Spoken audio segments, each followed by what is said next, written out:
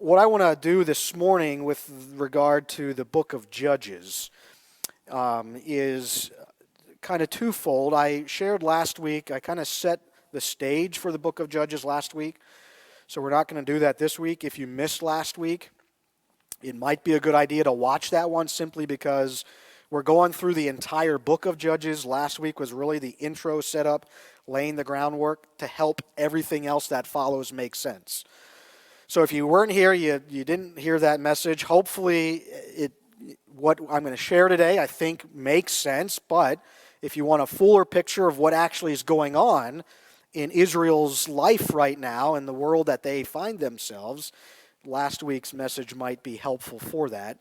The other challenge that I have, or pastors have, is you're in the midst of a sermon series and stuff like Sanctity of Human Life Sunday comes up. We always observe this Sunday in some way, shape, or form, and then the challenge is, how do I make this fit with what I'm already doing? And the hope is that you don't force the Bible to say what you want it to say for this purpose, for the focus on whatever it is you're focusing on. And so I personally don't think that's true of what we're doing here in Judges. I think it fits very nicely together because of the focus being not necessarily on the judge themselves, but actually the problem with not having any heroes within Israel's culture at this time. I shared last week that the book of Judges is really an argument for a king. They were looking for someone to be, we were using the term hero, somebody to follow God in his ways. This was the definition that we gave to that word. A person who was admired or idealized for courage, outstanding achievements, or noble qualities. Now I'm going to Christianize this definition just a little bit of what I think living heroically entails. And I'm going to use the word faithfulness. Instead of just outstanding achievements, we're going to substitute that with faithfulness. What it looks like within culture to follow God faithfully no matter what, no matter what's going on around you. That, to me, is the kind of heroism that the book of Judges is looking for. That's what was missing.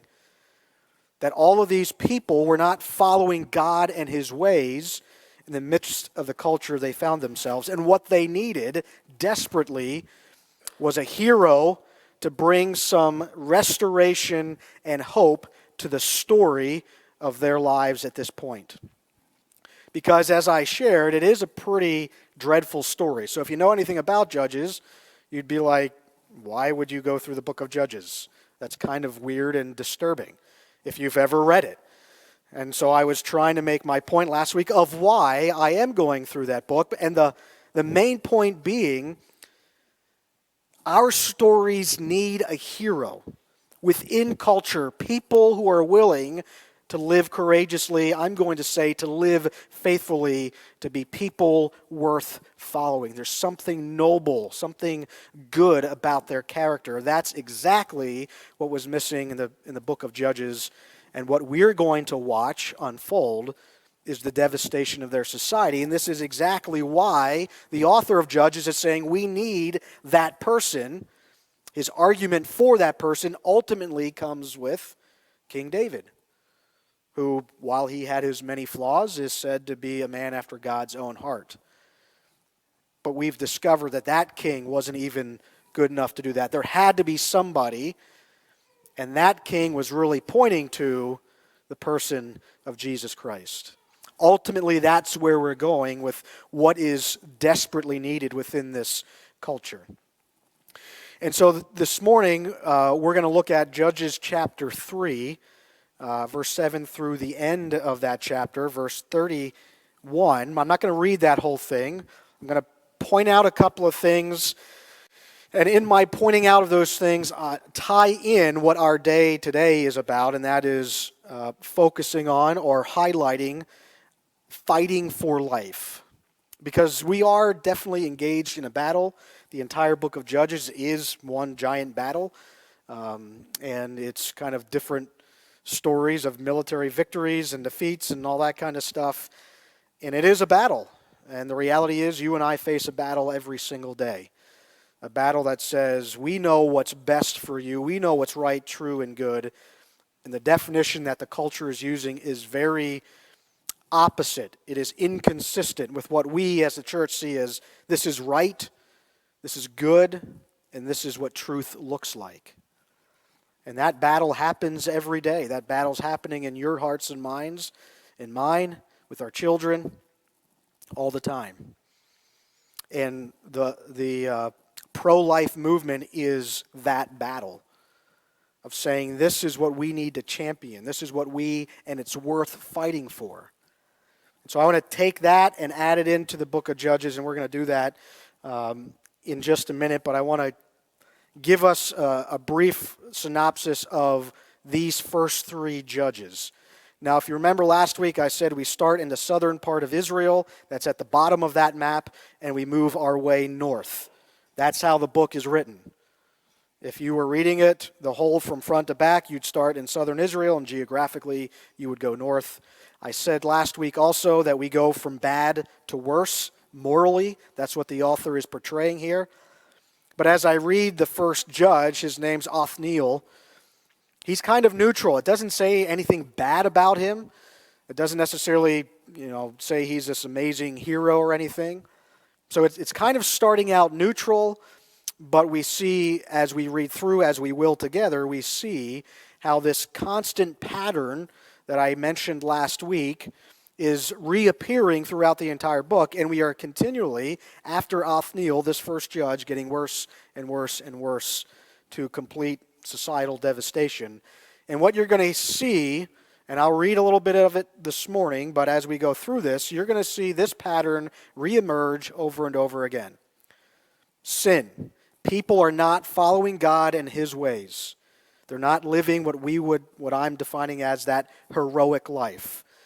Someone who is living courageously in the midst of lots of challenges, faithful to God and His ways, a person with noble character. That's what this word sin is looking like, doing the opposite of those things.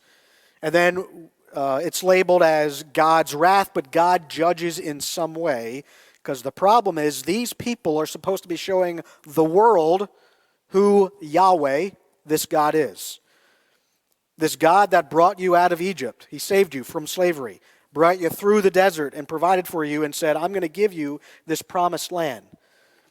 You are going to show the world who I am, the kind of God that I am, the character traits of me, what I'm all about, what this world is all about, what you and the human beings in this world are all about.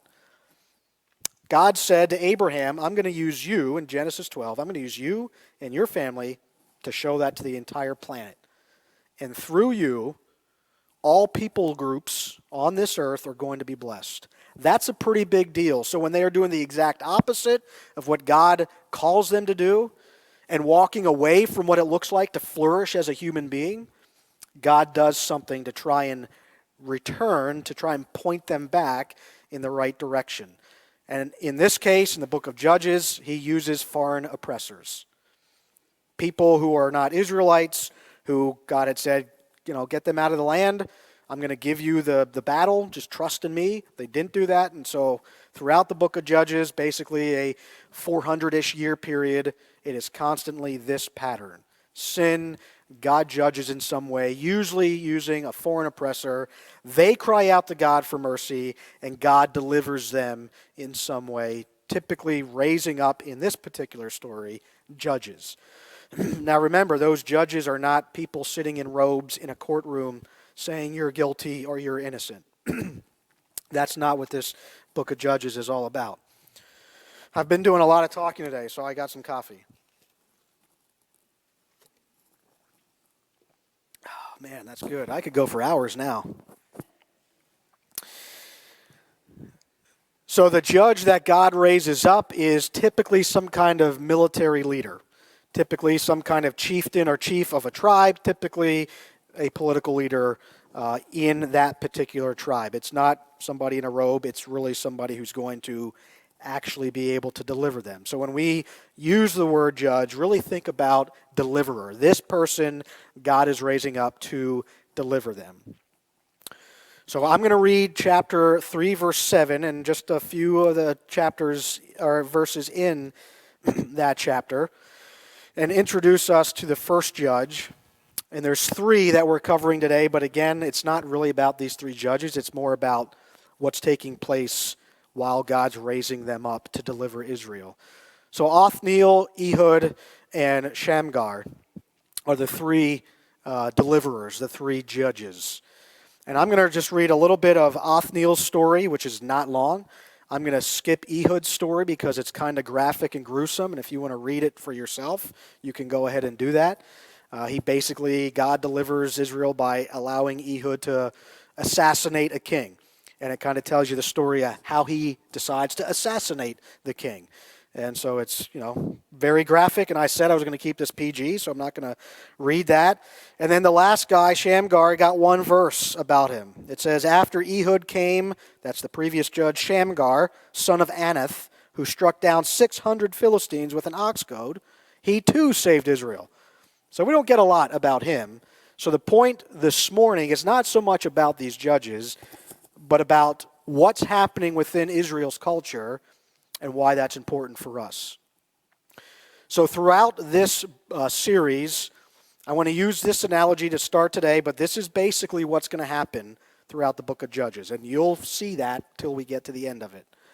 And this is the analogy I'll use before we start. If you've ever gone to the beach or you're getting ready to jump in the pool, wise people test the water before they actually do that. The crazy people just jump in. Doesn't matter what it feels like. So if you're at the beach and you're going in the ocean, most of us start here, and the waves are just kind of crashing on our feet, and it's kind of cold. And then after a while, you kind of take another step, and you get a little bit closer, and now the waves are kind of like shin high, knee high, and you're thinking to yourself, do I really want to jump in? This water is freezing. And in New Jersey, we were in June, and the water temperature was like 50-some degrees. I mean, it was cold. It's like, who wants to go swimming in that? But after a while, you get a little bit warmer. You don't feel it quite as much, and you step in a little bit further. And now you're kind of going like this as the waves crash over you, and you're kind of trying to look tough and not look like it's really cold, and you're wondering, am I really going to do this? And slowly you kind of work your way in to the water to the point where you're like waist deep now, maybe chest high. If you're me, you're chest high pretty soon. And you go for it. You dive in. The water temperature hasn't changed. If you're at the pool, you stick the toe in. Ooh, that's cold. You take the first step on that first step. You take the second step. You take the third step. Eventually, you get in there. The temperature of the water doesn't change as you're doing that. It is not any warmer as you get further in. Now, maybe you'll get a warm spot in the ocean or something. A warm spot in the pool, I would swim away from that warm spot in the pool, but you know what I mean. So nothing has changed, and yet you're swimming in it, you're enjoying it, you're having a great time, but nothing actually is different. That is exactly what's happening in Israel within their culture. They take that first step in, they go into the land, they disobey God by not kicking the people out. And slowly they begin to get adjusted to the other cultures around them. And things that God said, don't do this, you shall have no other gods before me, the 10 Commandments. These 10 they're kind of big, they're kind of important. And slowly as they get into this culture, it's like they're walking into the water, and they start kind of feet high, ankle high, shin high. That's where we're at right now in chapter 3. And by the end of the chapter, by the end of the book, they're swimming in it. And it's not pretty. They gradually get used to the culture that they find themselves in, the culture they're swimming in. And that's why God warned them and said, obey me because I care about you, and I know what's going to happen if you don't do this. And slowly they just start looking more and more like the culture. That is always the danger and temptation of the church. This was basically the repeated pattern in all of Israel's story. as they walked away from God and found themselves in different cultures and they forgot about God and his ways. And if you keep reading through the Old Testament to the point that somebody finds the law, the Torah, in the temple, and they're like, what is this? This is amazing. They haven't read it in years and years and years, and they read it for the first time. I think this was with the reign of Josiah, and it's like, we have been exposed to how much we are swimming in this culture, and it's not a good thing. We as the church always have to be attentive to that. Culture is, for the most part, neutral in ways until you put people in it, and people and this group of behavior and the way that we think about the world and behave as a people group together creates a culture. So you and I in the church lives within this culture we're swimming in. And what we have to be careful of is that we're not doing the very same thing that they did in Judges, where we take that first step, it's cold, but you take that second step, it starts getting warmer, and before you know it, we're swimming in it. So we take that first, well, this isn't that big of a sin, is it? That's not that big of a deal. And so we accept that sin, that thing that God says this leads to destruction, like that's not what it looks like to flourish as a human being. And I kind of laid the groundwork for how you do that. And we say, well, maybe God doesn't really know what he's talking about in that instance. And we begin to do that over and over and over again, and before you know it, we are saying the exact same thing that culture says. And we're telling ourselves a lie about what is true and good and beautiful. But we're swimming in it. We don't even realize it at times. So Judges is doing that. Chapter 3, verse 7 of chapter 3, we hear this pattern begin. The Israelites did evil in the eyes of the Lord. They forgot the Lord their God and served the Baals and Asherahs. They're using the plural of two specific main gods within the Canaanite culture. The god Baal, the god of the storm, and Asherah was a fertility goddess. And they're using plural there, the author is, because basically they just started serving all these other gods. So the very thing God said, you're going to show all of them who the one true God is, they were doing the exact opposite and just started serving their God and their God and their God and their God. And so chapter 3, verse 7 begins the story of the desperate need of a hero to be found in all of Israel. And one cannot be found. So God chooses to raise somebody up. So here's the pattern. The Israelites did evil in the eyes of the Lord. They forgot the Lord their God, and they served all the other gods of the land. The anger of the Lord burned against Israel. So God's got to do something about this because they're going to have the wrong image of who this God is. Well, he's just like all the other gods we serve, just one among many. And God says, no, there is only one true God. And you, Israel, are going to show everybody who this God is and what he's all about. So they're serving all the other gods. So God says, I'm going to do something about this. The anger of the Lord burned against Israel so that he sold them into the hands of Cushan, Rish-Ethaim, king of Aram, Naharaim, to whom the Israelites were subject for 8 years. So basically he allows this foreign oppressor to come in and judge Israel. So what does Israel do? They cried out to the Lord. But when they cried out to the Lord, he raised up for them a deliverer. This is the pattern we're going to see all through Judges. This particular deliverer, his name is Othniel, son of Kenaz, Caleb's younger brother, who saved them. Now he was talked about a little bit in chapter 1 when they were talking about military leadership and what they did to try and kick people out. So Othniel was known to people, maybe not so much to us, but this is who God raised up to deliver Israel. The Spirit of the Lord came on him so that he became Israel's judge and went to war. He's going to throw off this foreign oppressor. The Lord gave Cushan, Rish-Ethaim, king of Aram, into the hands of Othniel, who overpowered him. So the land had peace for 40 years until Othniel, son of Kenaz, died. And that's the pattern that happens. We just witnessed this in very brief form. Each story about some of these judges gets a little bit longer and longer. briefly, the author says this is what it's going to look like. And what we actually see happening is Israel stepping a little bit further into that water and just getting used to the culture. And then when God delivers them, we always hear the language of, so the land had peace, shalom, for 40 years.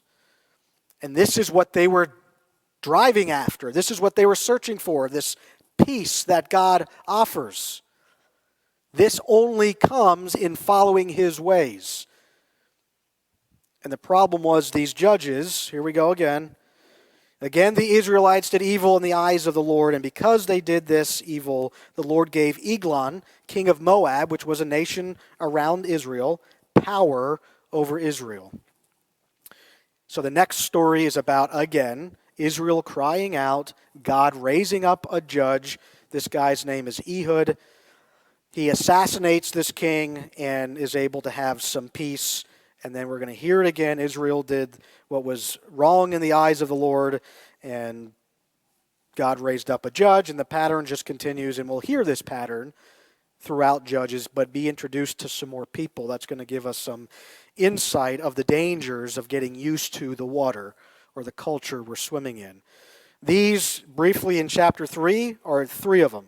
And again, you didn't hear a whole lot of information about them. It was very brief. Othniel was kind of neutral. Ehud was kind of an assassin, basically, and kills this king. And Shamgar gets, one verse of what he did to save Israel. The bigger point that's being made, I think, as we look a little bit deeper into what's going on, is what I've written here on this slide. Israel left their society become immoral, corrupt, and unjust.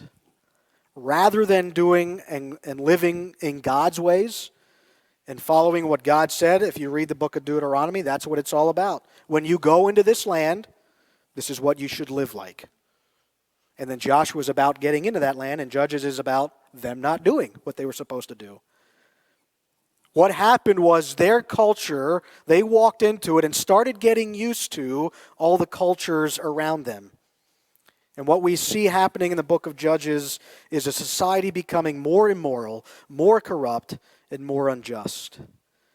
They were not the image of the God they served. They were not showing the world around them who this God is and what He cares about, but simply they became a reflection of the culture in which they found themselves. And that's dangerous. That's dangerous when people are desperate for the truth. That's dangerous when people are desperate to know what is good, what is right and not wrong, what is good and not evil, what is beautiful and not corrupt. Who's going to show the culture the answer to those questions? God said, "You are Israel." The problem was Israel was becoming more and more like the culture around them. And I just want to briefly give you the 3 things that the culture around them enticed Israel to do and become, and why this is important. God said, "I am going to make you into a great nation if you follow me in my ways." And God knew that you would be tempted as you walked and stepped into that water and got a little bit deeper and a little bit deeper. You would start getting used to the cultures around you. And so we're going to push them out of Israel, and I'm going to plant you here, and through you, all these other nations are going to be blessed. But what actually happened was Israel saw the Canaanites. This was one of the main people groups in this land, and they saw their culture was advanced. They had art, and they had literature, architecture, trading, politics.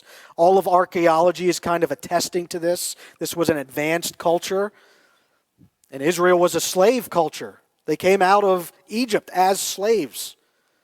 They're just trying to figure out who they are as a people. That looked pretty good. All these advances that we have, all these things that they're doing, maybe if we follow what they do, we can have that too. All of these other people groups, Canaanites especially, were connected into worshiping gods and goddesses that had something to do with agriculture and fertility. So Baal was the main one, the big one. He was the god of the storm, and he was the one who said either you live or die by giving you rain or not giving you rain. And in an arid culture, and survival was what life was really all about at this point. When it didn't rain, that meant the gods were mad at you, and you had to do something to appease this god. And so Israel would start doing that and worshiping these other gods. A lot of that also with the land was connected to, we're in winter now, but in spring we're going to see a rebirth. And this imagery, this idea was connected to sexuality, and they would have temple prostitutes and things like that. And Israel more and more became immoral. And so what God said family looks like, Israel became to reflect the culture they found themselves in, sexually immoral. They saw the wealth of this culture, materialism, and said, we want what they have. If we do what they do, if we follow what their ways are, maybe we can have this kind of prosperity for ourselves. And slowly but surely, as they continued to walk deeper and deeper into the water and swimming in the culture they found themselves, they stopped looking like the people of God and started looking like the people we're going to be introduced to in chapter 21. And it's not pretty. They destroy, basically, this civilization, this society that God was saying is going to be good, not just for you, but the entire planet.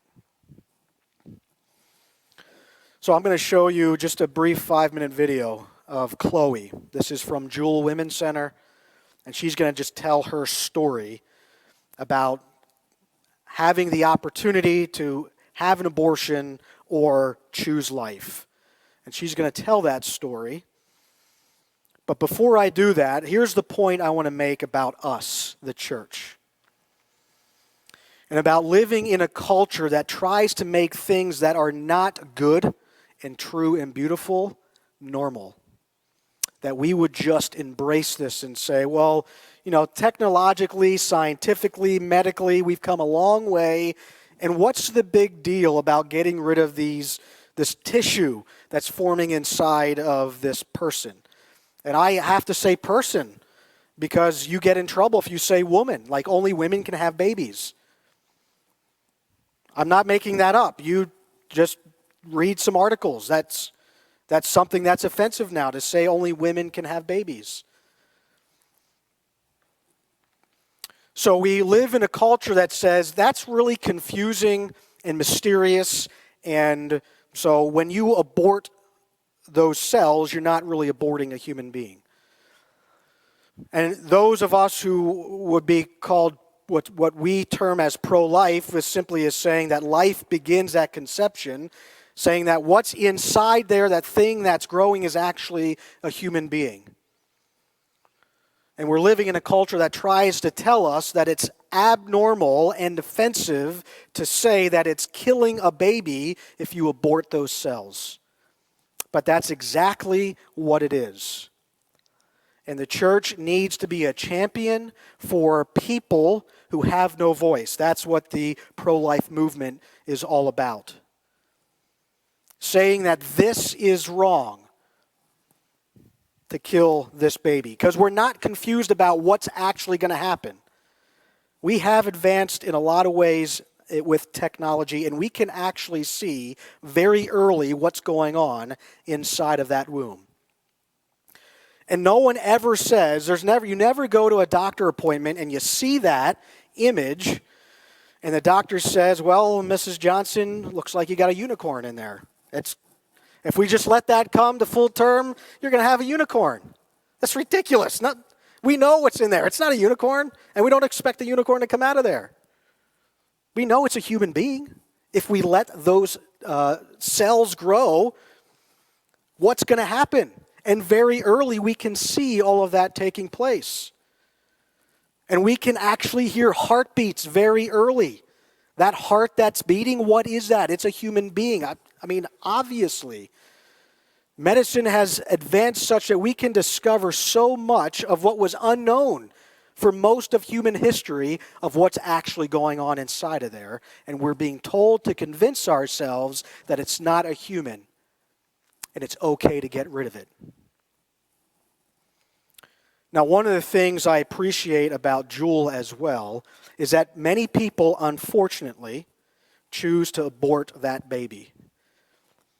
But something that we as the church offer, that Jewel and lots of women's centers offer, is hope and restoration after that. Because there's a lot of brokenness that comes from doing something like that. Because we know instinctively that there is life there. It's growing, and if we let it do that, we're going to have something beautiful and good to celebrate. That God would give us a part in making life. We can never say that this is normal. And it really hurts me to watch people cheer and celebrate when laws about abortion are extended. That not after 12 weeks, it's illegal after 12 weeks, let's extend that to 15, let's extend that out to 20. At 20 weeks, there's pretty much no confusion over what's growing there. I don't know why we would want to celebrate the fact that we're ending a life. That if we would just let it go, naturally, a human would be born. And we live in a culture that celebrates. There were laws in New York, this was maybe last year or 2 years ago, people in the streets celebrating that we're extending that. I mean, at least have the decency to say this is a pretty tough and serious issue. I don't want to be a culture that celebrates that. That there were laws that changed in Ireland as well, and they were celebrating this. And there was some pretty gruesome stuff coming out about what they were doing with babies' organs that were aborted. I'm not even getting into the whole IVF scene and embryos in freezers just there. And maybe if they're lucky, they'll get implanted, and maybe we'll just discard 15 or more embryos because somebody didn't want them. We live in a culture right now that is saying, if we can do it, we will do it. And the church, and to me, our job as the church within this culture is to say, you are asking the wrong question. The question is, should we do it? Not can we, but should we? There's a lot of things that we can do that we shouldn't do. If you're a parent, you already know this. There's a lot of things you can do as a kid, but you shouldn't do, because there's devastation at the end of it. Can I climb up this tree that's really high and jump out of it? Sure you can, but should you? We are those people that speak into this culture that says, this isn't normal to me. It's still freezing cold. This water is cold. And apparently I need to expose all of you to the fact that it is cold water. That is a life that is there. And the church and Jewel Women's Center seek to come around people to say, we're not just championing life, we want to champion life and help you understand what it means to flourish in life. Because that's what God cares about. That's what He's concerned about. And we should never be at a place where we just say, well, is it that big of a deal? We're not exactly sure what it is. It's hard to tell when they're just kind of those cells. Our culture tries to normalize a lot that God says is wrong. I mean, we've aborted since Roe v. Wade was legal in this land. Abortion was legal. Over 60 million babies. 60 million lives that never had a chance to see what this world was all about. This gift that God has given in His good. Yes, it's broken, but His good world that He is restoring. And imagine what part they would have played, the story they would have written in bringing about that restoration. Now, I'm making it sound like, this is glowing and loving. There's a lot of bad people out there. Yes, there is. But God gives them a chance to experience the life that He intends. And oftentimes puts people in situations, in moments, for them to turn from that, like He did with Israel, and experience life as He intended people to experience it. We as the church are those champions, and there's no bigger champion than we need for that baby who has no voice. And for us as the church to say life is too precious and important and we aren't to play God, God gives us a role in creating life. We shouldn't be ending it arbitrarily because we can.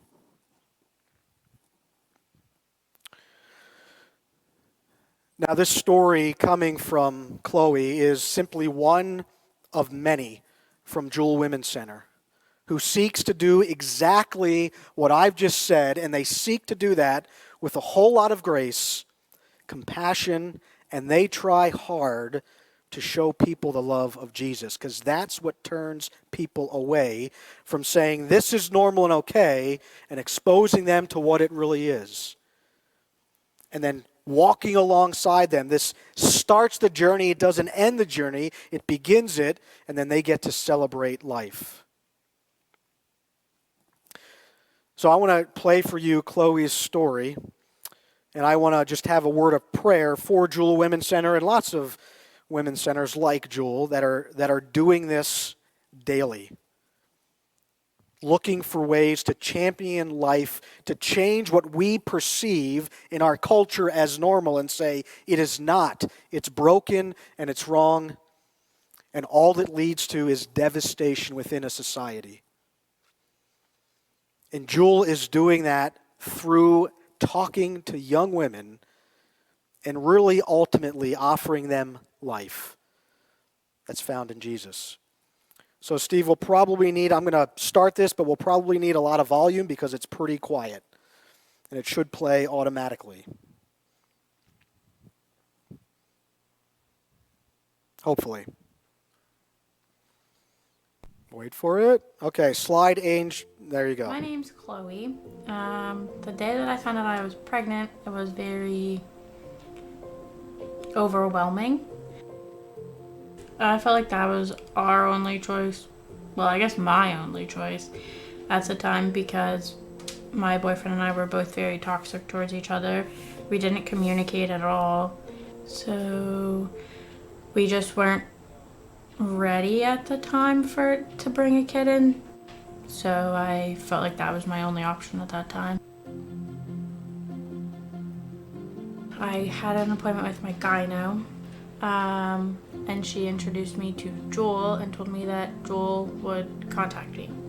And then I think they contacted me that same day, and I went in that same day, I think. And I was talking to Allie, and she was pretty much my therapist, and I cried the entire time. I told her exactly what was happening, and we went over options with everything to do. I was leaning more towards getting rid of it at that time because of everything going on.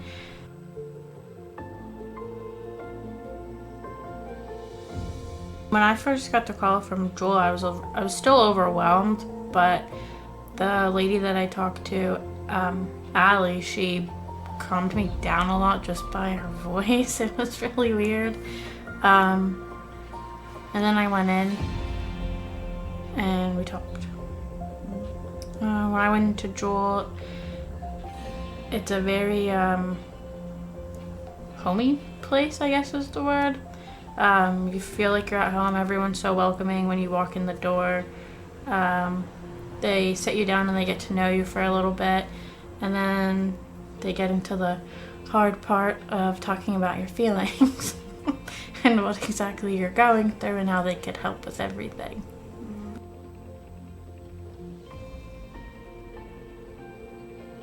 After I had the appointment with Jewel, I came back home and I was looking at the pictures. I showed Zach the pictures. I started to cry. I didn't think I could follow through with the appointment the next day, but I was mainly set on it, and he also said that it wasn't the right time. And then my appointment happened at my OB, and I thought I had already said my goodbyes at the time because that is something that I wanted to do. But then going into my gyno and seeing the baby it really hit home and I didn't want to do it anymore. So then I came back home and Zach and I just talked about everything. And we said that we were going to try our best with everything. So we decided to keep it, and we worked on our relationship a lot. I'm not a very spiritual person, honestly, but yeah, it made me feel relaxed, I guess. A lot of the words that you were saying made me, I guess, realize I wasn't alone with a lot of this. Like, if you go into detail with everything, it just made me realize I wasn't alone with a lot of it. They're very heartwarming. They just make you feel really comfortable with anything. You don't feel like you're being judged at all. They have Jewel School, which if you're new with the whole baby thing, they go through a lot. And I have a younger sister, so I thought I knew it all, especially with my boyfriend having 3 kids. But with those videos, you'll learn a lot. So I recommend coming there if you need help. That I appreciate having a place to go to and people to lean on.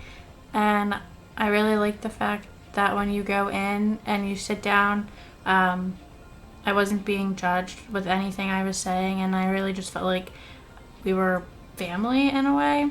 I looked at her as like my big sister, so it was really easy to open up to her with a lot.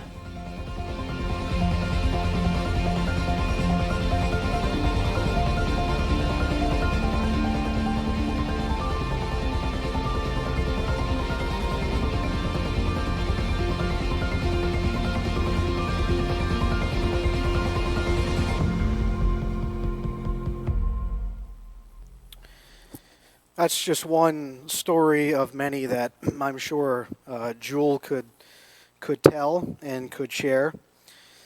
And we've been talking about, and I showed up Dietrich Bonhoeffer last week, and this week I have Jewel Women's Center, because what they're doing is heroic in the sense of how we're defining it. They are being very courageous in a culture that is trying to tell them that they're doing something wrong. They are being faithful to the calling that God has given us as the church to speak into this broken world about what is true and good and beautiful. And they are certainly living a life that, as you heard Chloe say, the people working there love Jesus. And they want that to be evident in how they respond and talk to the people that come there. That is what we need. That is why we are making headway. There's the possibility. I don't know if it's going to happen. You can pray this way. There is a court case coming before the Supreme Court regarding abortion and possibly making it so that states have to decide as opposed to the federal government deciding. There is potential for change in this area, and all that's going to do is help our culture get back to where we need to be as champions of life. Heroes come from a lot of different places, and God can use a lot of different people, and He uses people like Jewel to do that. One of the things that we always do with Jewel this time of year for this particular Sunday is these little baby bottles. There's a whole lot of them out in the lobby. As you leave to the right, you can take one of these home with you, fill it with change, cash, check, whatever, and bring it back to the church. And these go directly over to Jewel Women's Center, which is actually right in Schuylkill Haven. And all of this goes to fund the ministries that they have to support and walk alongside people like Chloe. So you can have a part in this by simply taking one of these bottles and taking it home with you and using it as an illustration for your family. Our girls usually fill one of these, and we talk about what it's for and why it's important. We as the church are the ones God is calling into this world to make sure we don't get used to that water. It is a battle. Every day it is a battle, and Jewel Women's Center is on the front lines. And you can actually get text to pray. They will text you. I get a text message, and it says, We just had a Jewel, they call them Jules, come into our office. They're thinking about an abortion. Please pray. I stop what I'm doing and I just start praying. There's some cards out there that say the text number that you can be a part of it. There's not a lot, but you can contact the church office and we can make sure you get on that list. We are fighting a battle that's very important for life because that's what Jesus came to offer. That is what the cross means. That is what the resurrection means, that Jesus offers us life. Life in the here and now, and that life is valuable and precious and worth fighting for. Let's do our part in fighting for life in this culture, in this moment. Let's pray. God, thank you for the ministry of Jewel. God, thank you for the story that we just heard about Chloe and about her choosing life when it would have been a lot easier not to. God, thank you for the women she came in contact with at that ministry and the representation they are really of you. And as Chloe was sharing there, it just reminded me of how the Spirit tells us He'll give us the words that we need to say. And that's what happened. He gave the words Allie needed to share with Chloe, and God, you used that. And so, Lord, I pray for this ministry. I pray you would continue to provide for Jewel. I pray for all the women's centers like Jewel all over the United States of America and really across the world.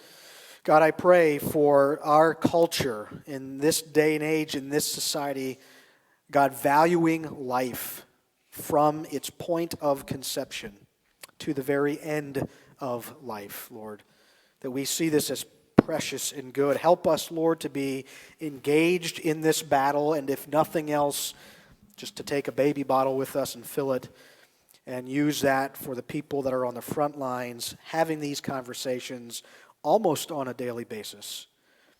God, help us to be reminded that this fight is worth it. Help us to be faithful in the midst of it. Lord, help us to have stories full of heroes like what was shared today. Those ladies are heroes in my mind, Lord, championing life here in Schuylkill Haven. Help us to be a part of that as well, that Jesus is the victory that we need, Him and in Him alone, and it's in His name we pray. Amen.